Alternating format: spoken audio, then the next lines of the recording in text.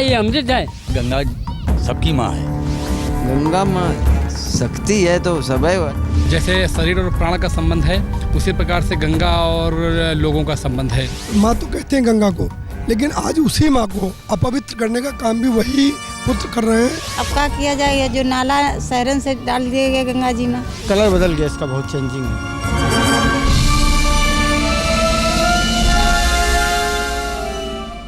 कंठ से गंगोत्री के बह रही तुम छंद सी, सभ्यता की और संस्कृति की सही पहचान हो। हिम शिखर की वादियों से जंगलों मैदान तक तुम लहर की बांसुरी पर जिंदगी का गान हो। नमस्कार, मैं हूं श्वेता सिंह। हर हर गंगे का सफर उत्तराखंड की पहाड़ियों से उतरकर उत्तर प्रदेश की भूमि पर पहुंच चुका है। हम इस वक्त कानपुर में हैं, जहां गंगा की परेशानियों को परखेंगे।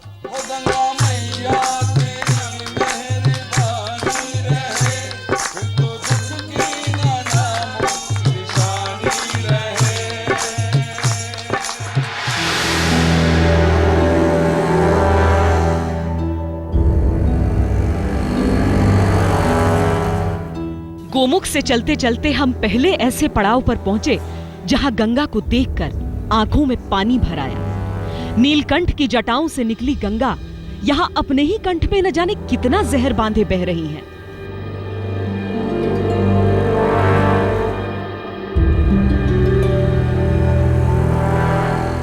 गंदगी तो आ ही रही है। जेल का नाला, परमट का नाला, ये सब बह रहा है।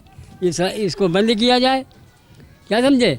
ये इतना नरक है कि पूछो नहीं। मैं गंगा में अब कभी भी नहीं नहाया हूँ, केवल इसीलिए क्योंकि यहाँ का पानी इतना दूषित हो गया है कि उसमें नहाना ठीक नहीं है। पहले जब मैं छोटा था तब भले ही मेरे पापा मम्मी कहते थे कि चलो आज चलें, लेकिन उस समय भी मैं अपने दोस्तों से इतना सुन चुका होता था कि यहाँ चमड़े का पानी ये और जितना भी गंदा हो रहा है, इसलिए मेरा फिर वहाँ पे जाने का मन ही नहीं करता था। उसका शुद्धता का प्रतिशत बहुत कम हो गया है, जिसकी वजह से ये कहा जाता है कि गंगा में इस समय डुबकी लगाना भी जो है खतरे से खाली नहीं है।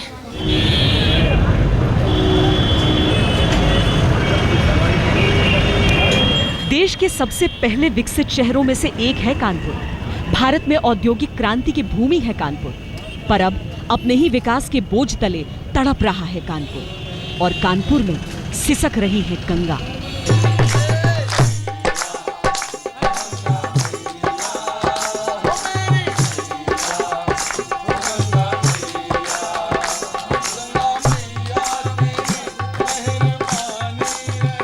हम लोग की माँ है, सबकी माँ है, गंगा जी माँ है। हम लोग बचपन से नहाते हैं यहाँ पे, कभी गंदा पानी नहीं मिला। लेकिन अब प्रदूषण वालों की जो जिम्मेदारी है वो प्रदूषण वाले निभा नहीं पा रहे हैं। प्रदूषण वालों की जिम्मेदारी चाहिए कि गंगा जी को साफ करें। बिल्कुल, अगर गंगा भारत की लाइफ लाइन है, गंगा जीवन रेखा है, अगर गंगा नहीं रहेगी तो भारतीयता और भारत का जीवन समाप्त हो जाएगा। इसलिए आपने पहले शब्द कहा कि गंगा माँ, वो बेहतर है। गंगा रिवर नहीं, गंगा नदी नहीं हो सकती, गंगा माँ है और हम लोगों का संवर्धन और संपोषण और पालन करती है।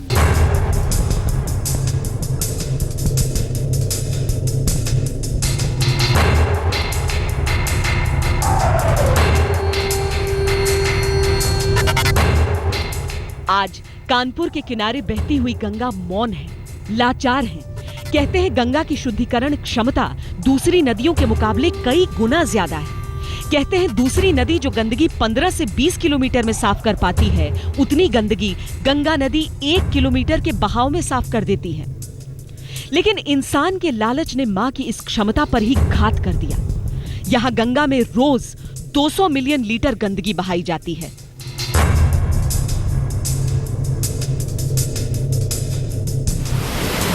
पहाड़ों में हमने आपको झरने दिखाए थे, ये है सरकार के सीवेज डिस्पोजल के आधुनिकीकरण का नमूना। जी हाँ, एक बहुत लंबा चौड़ा सा प्रोजेक्ट उत्तर प्रदेश में शुरू किया गया कि सीवेज डिस्पोजल किस तरीके से किया जाए। नतीजा ये निकला कि सबको मोड़कर पाइप को मोटा किया जाए, लेकिन आखिरकार उसका नतीजा क्या? जी हाँ, ये गंगा नदी है जो आपको काले रंग की यहाँ पर नजर आएगी।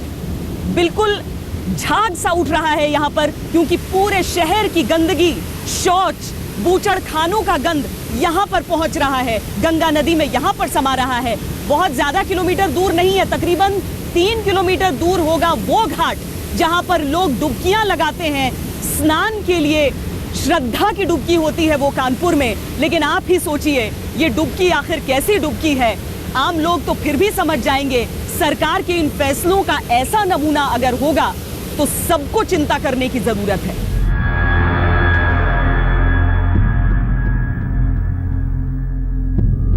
अगर तस्वीरों में गंध होती तो आपका एहसास और भयावह होता।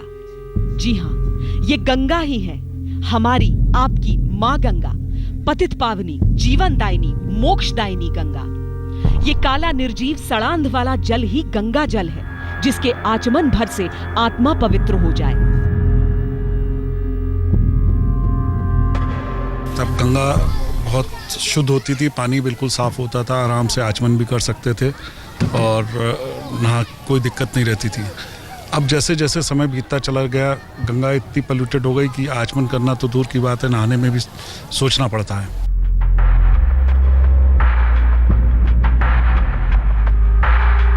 इन तस्वीरों को देखकर नाक भौं सिकोड़ना आसान है, पर इन तस्वीरों में अपने स्वार्थ को देखिए, उस बेपरवाही, उस लापरवाही को देखिए जो अपने पाप तो धो लेता है पर गंगा के दर्द को धोने के बारे में सोचता तक नहीं। जो पुत्र से माँ कहते हैं, अपने घर का कूड़ा करकट ला करके गंगा में फेंक देते हैं।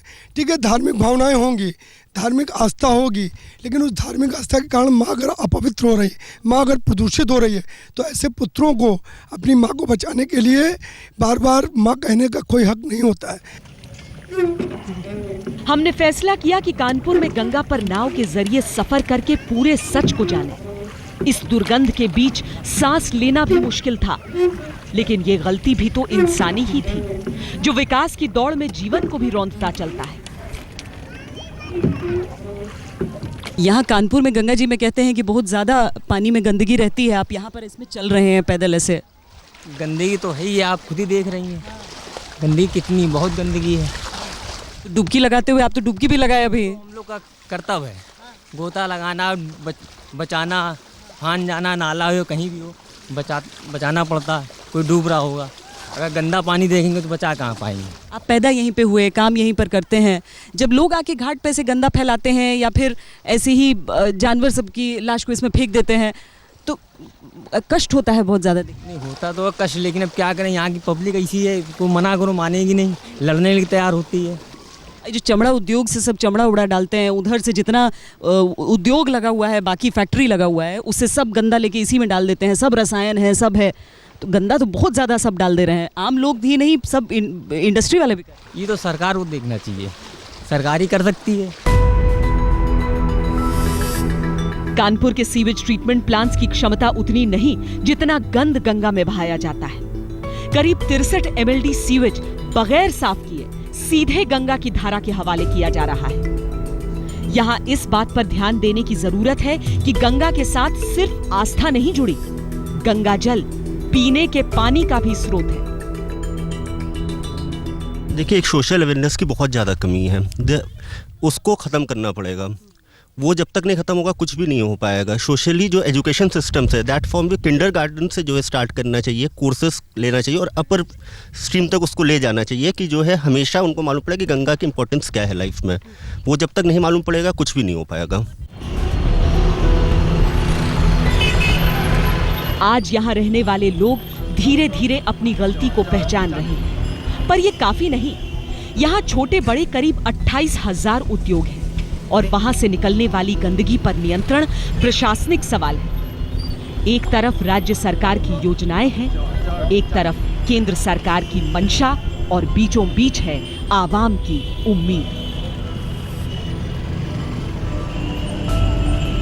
हम लोग घाटों पे जाके लोगों को अवेयर कराते हैं कि कैसे जो है आप लोग को अपने लेवल से कोशिश करें। क्या क्या कोशिशों, किन किन कोशिशों पर जोर है? जैसे नहाते हैं लोग तो साबुन का इस्तेमाल करते हैं, या जो कर्मकांडों में लोग पूजा सामग्री का इस्तेमाल करते हैं, शवों को बहाने के लिए लोगों को मना करते हैं। पॉलीथीन और इन सब चीज़ों के आसपास बिक्री के लिए हम लोग कोशिश करते हैं कि ना हो, लोग कपड़े ना धोएं। अरे भाई, गंदगी नहीं होगा तो धंधा चलेगा, आदमी आएगा, खूब घूमेगा, टहलेगा।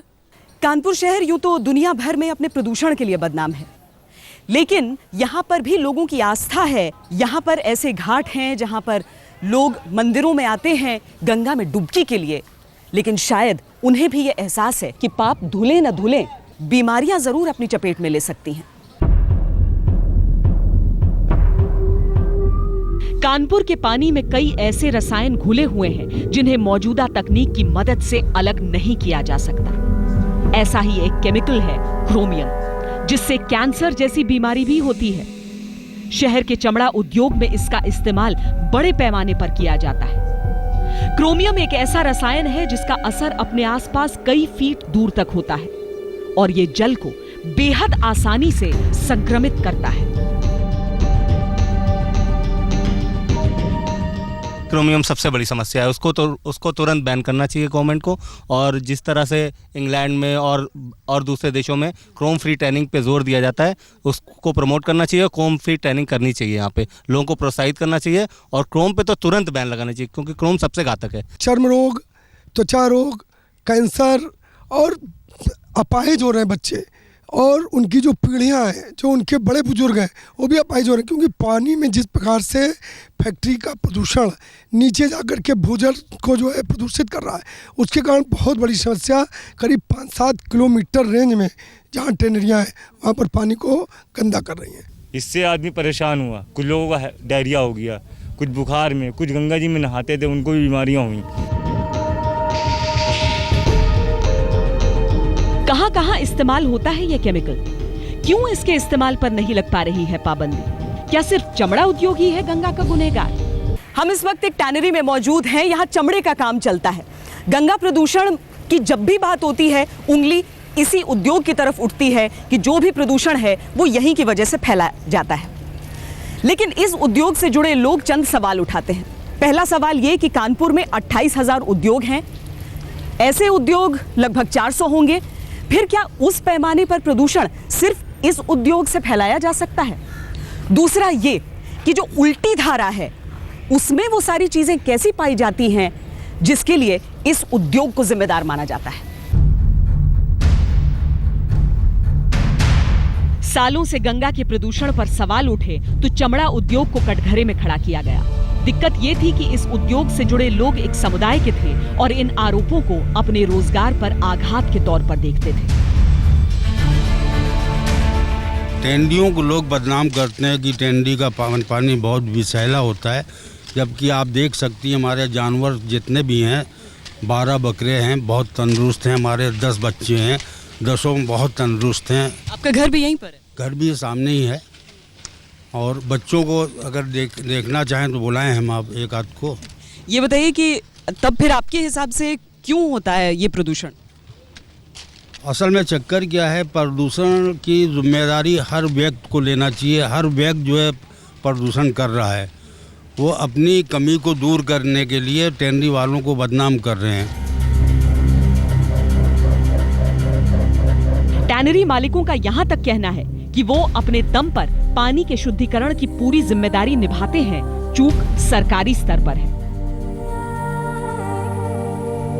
टैनरी की ओर ही क्यों उंगली उठाई जाती है जब गंगा के प्रदूषण के बारे में पहली बात की जाती है?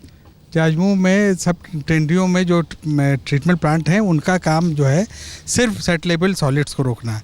बाकी जो शेष ट्रीटमेंट जो है उसका काम कॉमन इफ्लुएंट ट्रीटमेंट प्लांट, जिसको जल निगम चलाता है, उसकी कभी कोई बात नहीं करता है। जहाँ ट्रीटमेंट होता है वो उसका हम लोग हर महीने चलाने का पैसा भी देते हैं, और यहाँ तो हम लोग सिर्फ प्राइमरी ट्रीटमेंट करके मतलब सस्पेंडेड सॉलिड रोक लेते हैं।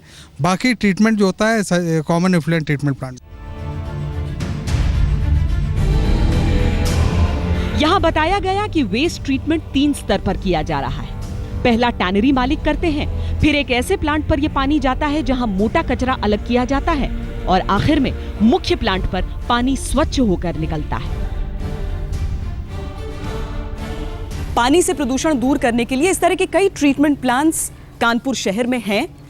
दिक्कत यह है कि जिस पैमाने पर प्रदूषण है उतनी क्षमता इन सभी ट्रीटमेंट प्लांट्स की मिलाकर नहीं है। दूसरी दिक्कत यह है कि शहर में मुश्किल से कुछ घंटे बिजली रहती है, यानी कि ट्रीटमेंट प्लांट्स अगर काम करना भी चाहें तो पर्याप्त क्षमता के हिसाब से नहीं कर सकते। क्रोमियम प्लांट कोई लगाए हैं कुछ लोग टेंडरी वाले, कुछ लोग नहीं लगाए। तो नहीं लगाए वो विभाग इसमें छोड़ते हैं, तो विभाग ट्रीट करता है, उसका पैसा चार्ज होता है। अच्छा, और उसके बाद तीसरे लेवल पे जाता है। जल निगम यूनिट देखता है इसको। जी, और तब गंगा जी में छोड़ा जाता है। ट्रीट अच्छा। करने के बाद गंगा जी में नहीं छोड़ा जाता, वो सिंचाई के लिए जाता है। अच्छा, सिंचाई के लिए वो पानी जाता है। वो चैनल बना हुआ है। तो बहुत सारा जो सीवर देखते हैं इधर से निकल के गंगा में जाते हुए, तो वो क्या है फिर? ये कैपेसिटी से जो ओवर आ जाता है। अच्छा, क्षमता से बाहर हमारे 2 पंप जितना खींच पाते हैं, उससे अगर एक्स्ट्रा होता है तो फिर कहीं ना कहीं से तो जाएगा। अब जरा आखिरी ट्रीटमेंट प्लांट से गंगा में बहते पानी की हकीकत देख लीजिए।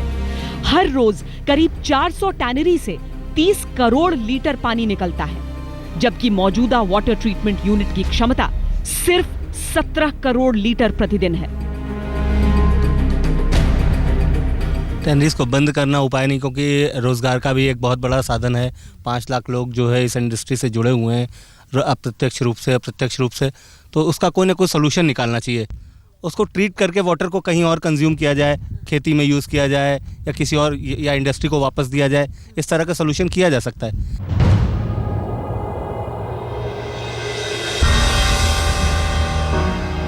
कानपुर में गंगा की दुर्दशा आगे के पूरे प्रवाह पर असर डालती है। जरूरी है कि प्रदूषण दूर करने के निर्देशों पर सख्ती से अमल हो, बार बार गलती कर रहे उद्योगों पर कठोर कार्रवाई हो, शहर का सीवेज डिस्पोजल कतई गंगा में न खुले, वैज्ञानिक तरीके पर अमल की जरूरत है। टैनरी में क्रोमियम रहित तकनीक का इस्तेमाल हो। दुनिया में कई देश ऐसा कर रहे हैं। वो गंगा, ये केवल छाया, वो लोक चेतना, ये माया, वो आत्मवाहिनी ज्योतिसरी, ये भूपतिता कंचुक काया। अफसोस, लेकिन कानपुर में ये गंगा का सच है। गंगा यहां से आगे बहते हुए इलाहाबाद की ओर जाती है। हम भी इलाहाबाद की ओर बढ़ेंगे और जानेंगे गंगा का दर्द और उस दर्द का निवारण। तब तक देश और दुनिया की बाकी खबरों के लिए आप देखते रहिए आज तक।